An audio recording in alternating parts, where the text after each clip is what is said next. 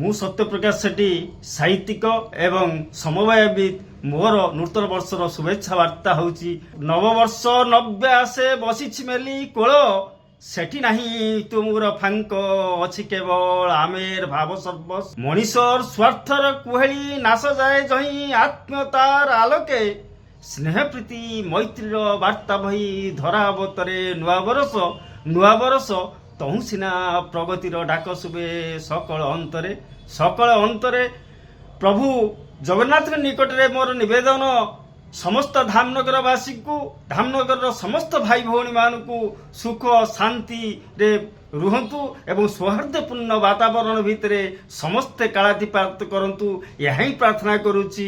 ଜୟ ଜଗନ୍ନାଥ। ଧନ୍ୟବାଦ।